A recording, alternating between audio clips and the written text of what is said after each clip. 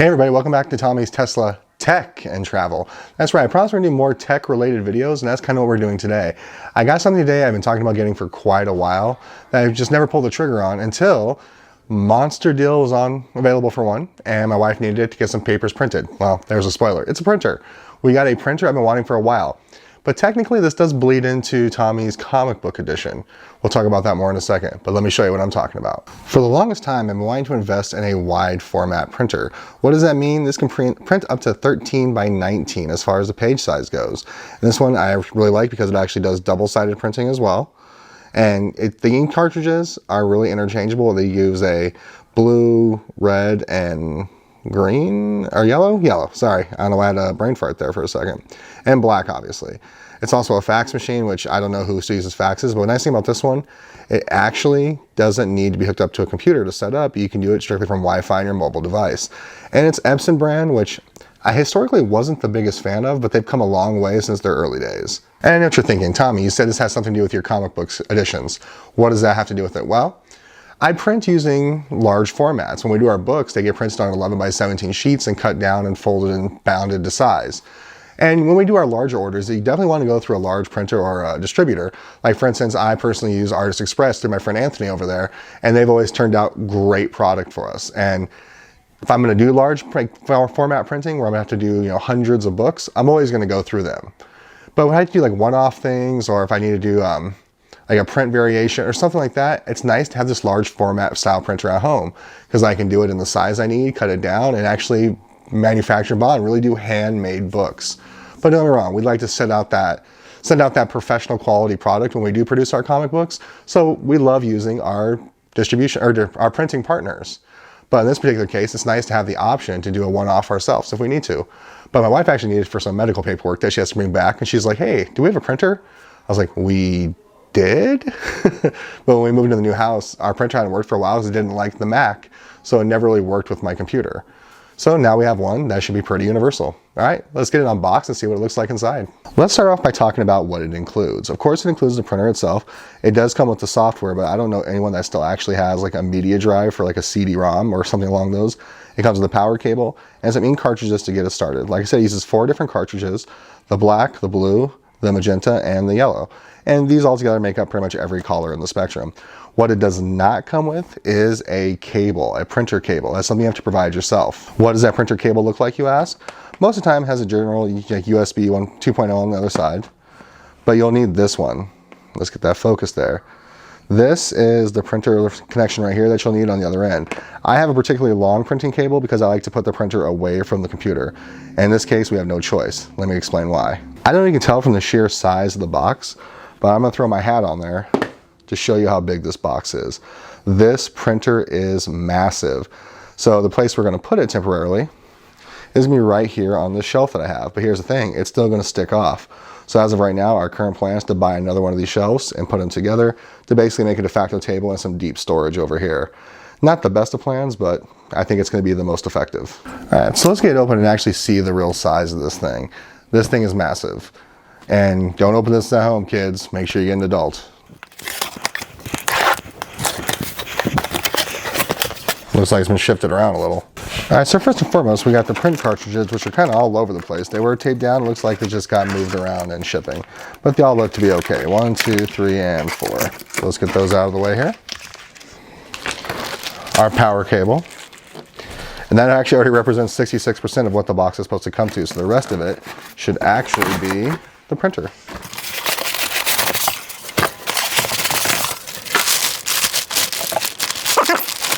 Whew, and there it is, guys, the printer. So packaged, but not too terribly crazy packaged. Oh, and the CD-ROM. I guess you can use it as a Frisbee or something. And like I said, this thing is massive. I mean, I'm a pretty big guy. I can barely get my arms around the setting the way it is. The nice thing is we actually probably don't have to get that second storage box because this should actually just hang over just a little bit, and that's okay since we want it to kind of hang over because of the paper. Let's get it on there and see how it looks. Sorry guys, forgive the lighting. It's early afternoon and it's by a window. It's pretty heavy, so if, I don't know, maybe you always want to check to see if somebody can help you lift this if you can't do it by yourself easily, okay? There you go, it just sticks over a little bit, and I actually have it kind of off here. That actually might just be fine. We'll stick with that. So pretty much everything I've read and everything I've seen online, because I did a little bit of YouTube research on this as well. Basically, before you do anything else, you want to go through and remove all the blue tape. But you also got to be very cautious before you actually touch as well. So like this actually comes out from the bottom tray. Let's get that blue tape out of there.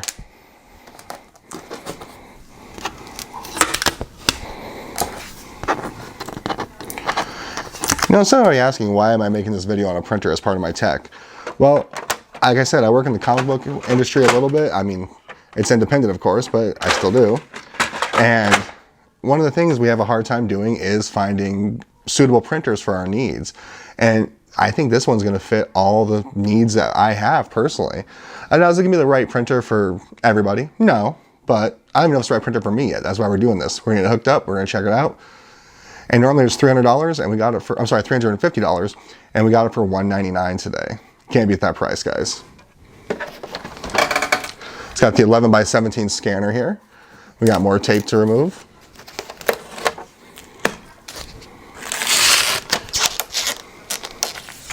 So satisfying. We're going to close that and lift this part just underneath the scanner.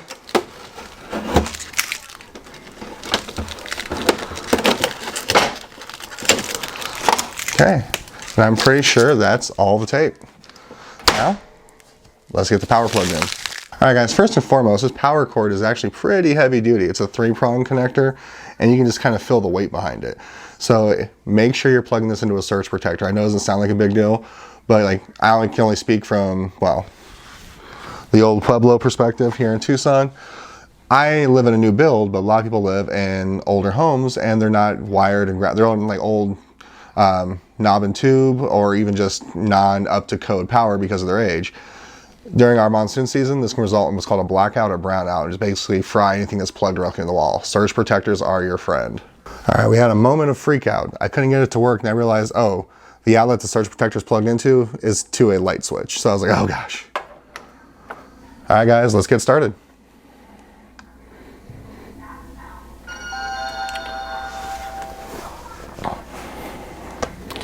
All right, and it is touchscreen, just in case you're wondering. All right, that took a little while to actually go through the prep stage, so kind of skip forward. Now's the part where we put in the ink. And to do that, we take the little 2 slots right here on the side, if you can see them, and we lift up the whole thing. In order to do that, we lift a little lift gate here on the ink, and once it's opened, you have to find the corresponding ink and install. So the main thing about these cartridges, they tell you specifically in their directions not to touch any of the sensors and not to remove this plastic covering here or this plastic covering the side, only to remove this particular yellow one. And I'm assuming it's because it allows ventilation, not ventilation, but you know, airflow to actually get the ink in. And the way you install it is clip side goes up towards the top.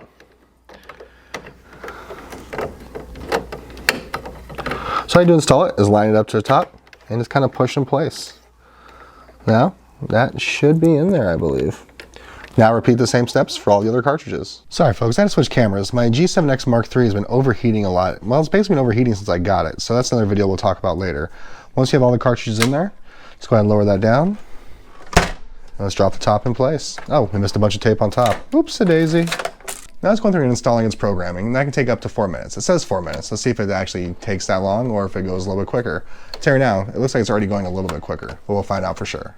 And just like that, initialization is complete. So we're gonna hit close, and we're gonna select our paper size. For our purposes right now, we're just gonna put in the first tray, regular 8.5 by 11. So.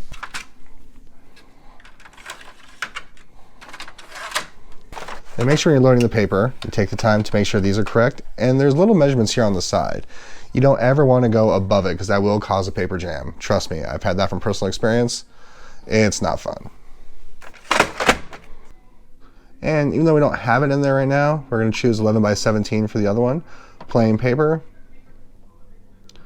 And we'll put on the same like plain paper settings. And that's it. There's also a loader in back. We're going to leave that on plain paper as well. And it asks us if we want to set up our fax machine, and no, we don't. So we'll do that later. And there you have it. It is on its home screen, ready to go. We haven't set up any of the other features yet. Let's check it out and go over some of the, I don't know, the finer points of the printer first before we dive into all that. All right, so first thing we're gonna do is set it up for Wi-Fi. I was gonna hook up to the computer first, but it only gave me the options to hook it into a router and hook it up to Wi-Fi. So I'm gonna go with Wi-Fi before we do anything else, which gives you this handy little QR code here. That was fairly easy. For the heck of it, let's try printing something. Okay, blue light came on, so should be receiving something. Won't show you the whole thing because it has some information on there, but hey, success, it worked. So that's for 8.5 by 11 doing a Wi-Fi. I was just looking at some directions. I probably have to jump on the computer here to set up the actual connection between the two. But for all intents and purposes, that's it. That is what comes in the box, and that's the setup of the Epson 7840. It's a wide format printer, so again, if you're looking to print larger things, if you work in the art field or do some displays, or if you're into like crafting, like with Cricuts and what have you, this allows you to do nice full-size images, especially if you have to print them off and switch it. Like, trust me, there's limitless possibilities with this printer. And I got ours at Office Max, and I don't know if that sale's still going on, but right now it's $150 off. So these printers don't come cheap. For a deal like that, I suggest you jump on it.